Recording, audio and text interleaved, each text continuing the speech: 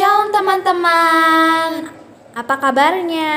Ketemu lagi di Ibadah Sekolah Minggu GMI Makedonia, Jakarta. Teman-teman, kita mau memulai ibadah kita pada hari ini. Mari kita menyanyikan lagu Aku Gembira.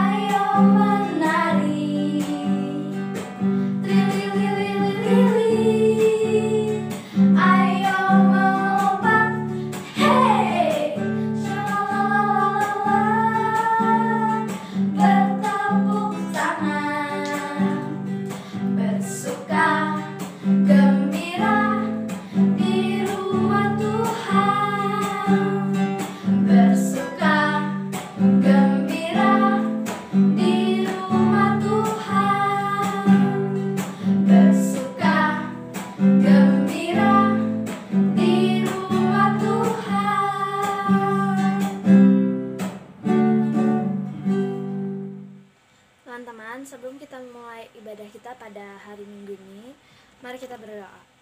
Tuhan Yesus, kami mau ibadah, berkati ibadah kami ini agar berjalan dengan lancar dari awal pertengahan hingga akhirnya.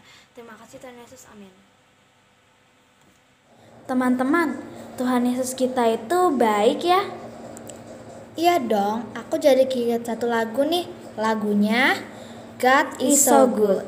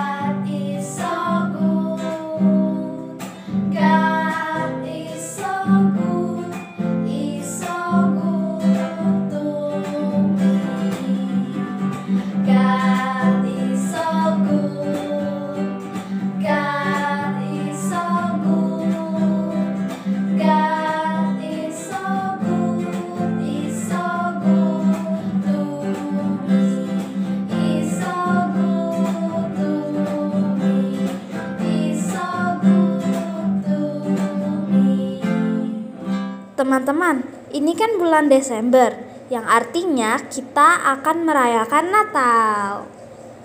Oh iya, kita juga mau menyanyikan lagu Natal loh.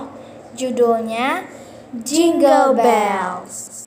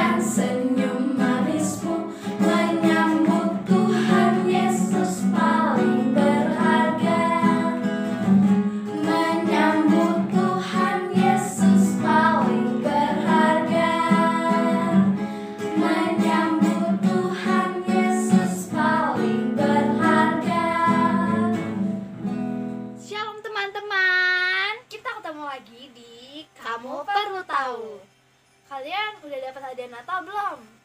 Nah, biasanya hadiah Natal itu kita minta mungkin baju baru, sepatu baru, atau mungkin mainan baru. Nah, kalian tahu nggak sih sejarah mainan itu kayak mana? Ya, kita bahas.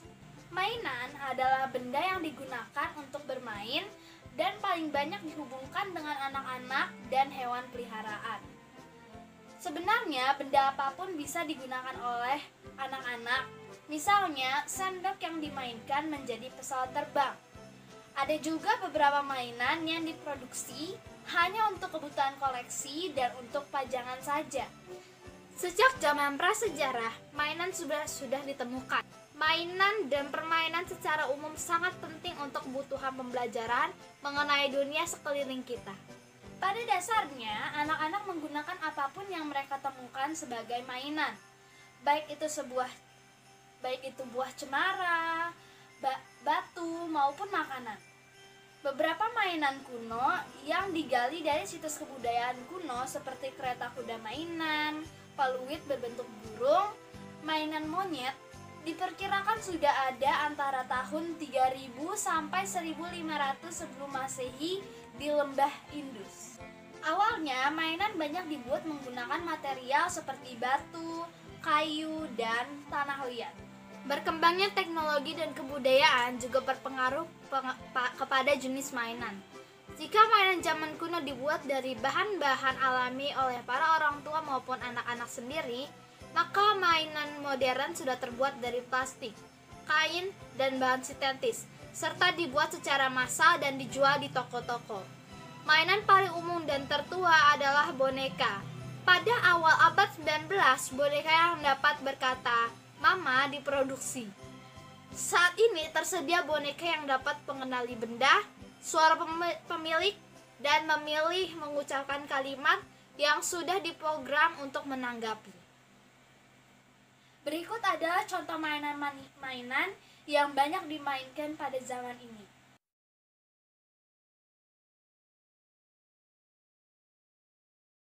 Nah, itu adalah sejarah tentang mainan.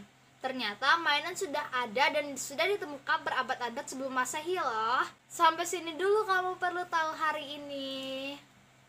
Nanti selanjutnya kita akan membahas hal-hal yang lebih menarik dan lebih seru lagi. Ikutin terus ya sekolah minggu kita. Dadah! Teman-teman, kita mau mendengarkan firman Tuhan. Mari kita menyanyikan lagu Mata Kecil Ini.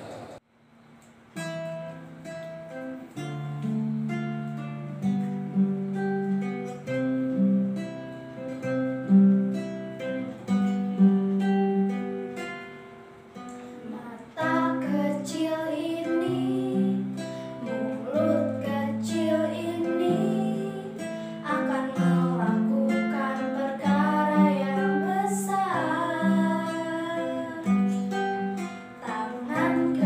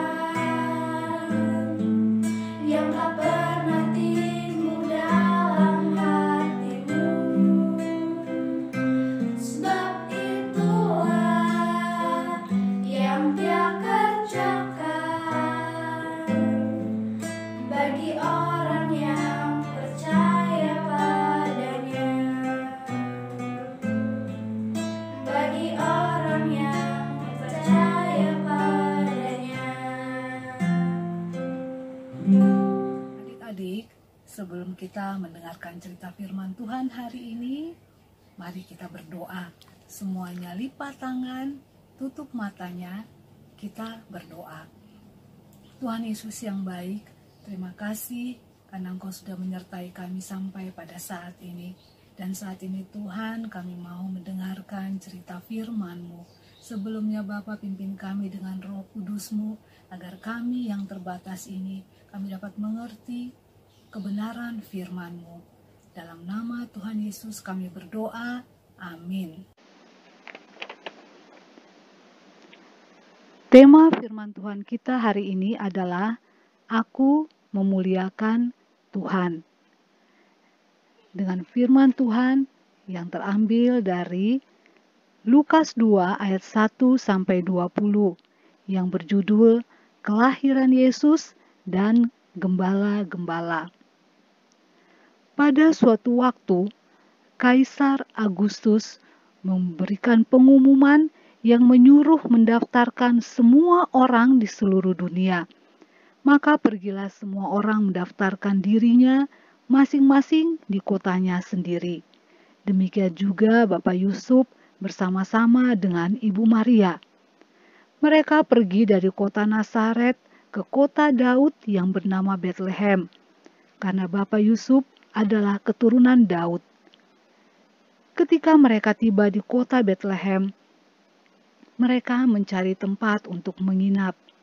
Tetapi semua penginapan sudah penuh. Sedangkan pada waktu itu juga sudah waktunya bagi Ibu Maria untuk melahirkan. Akhirnya mereka berkeliling mencari tempat untuk menginap.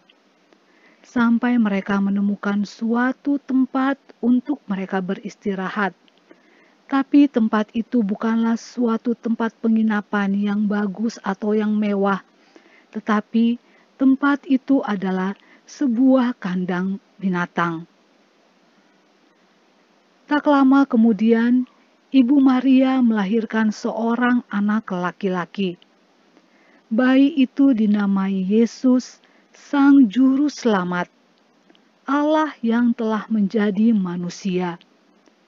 Bayi itu dibungkus dengan kain lampin dan dibaringkan di dalam palungan.